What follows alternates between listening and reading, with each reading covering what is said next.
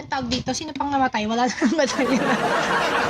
May naabutan nyo ba si Babong? Panahon ba namin yun? Siguro nakabili ako ng libro ni Babong eh. Ibig sabihin may trabaho na ako nun.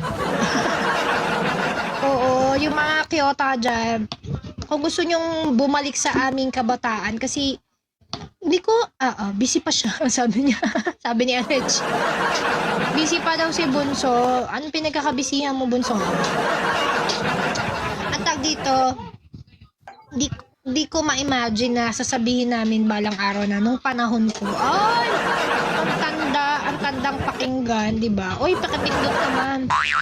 Pindutin mo naman yan, tapos mag-heart me ka. Commercial muna tayo, yung mga bagong pasok dyan. Tap and share.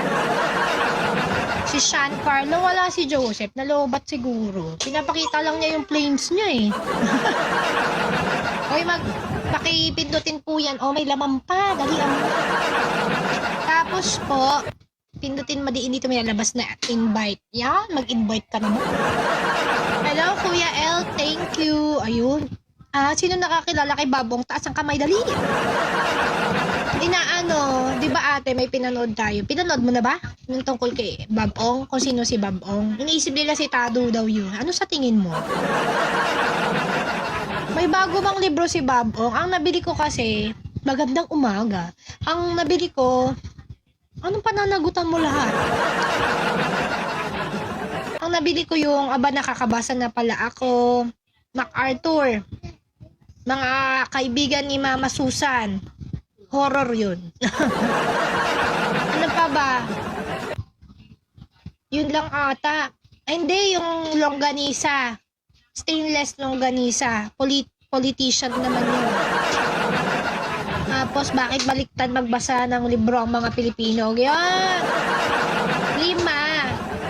May mga bago pa siyang libro. Nawawala lang yung libro ko. Nakakainis.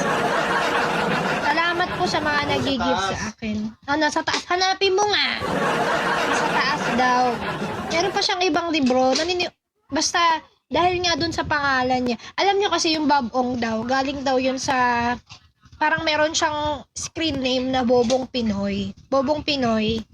Tapos parang, ewan ko, may nagkamali lang na fan niya, na tinawag siya na Mr. Babong. Ayan, parang nagkamali yata ng basa.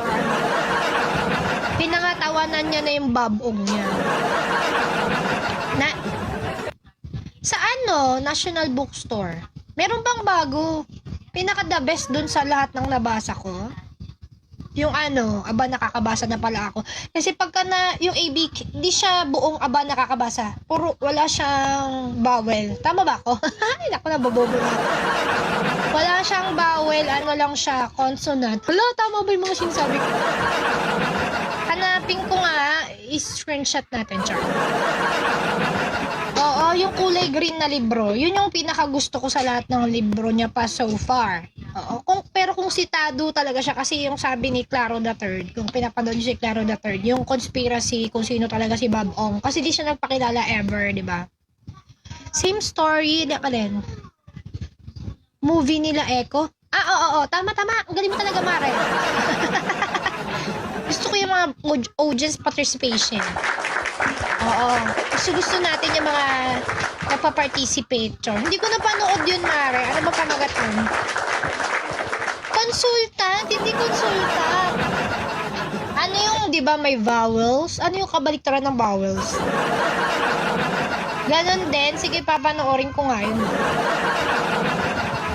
Ang ganda nun. Oo, ang ganda nun kasi babalik ka sa sa dati mong experience nung elementary and high school.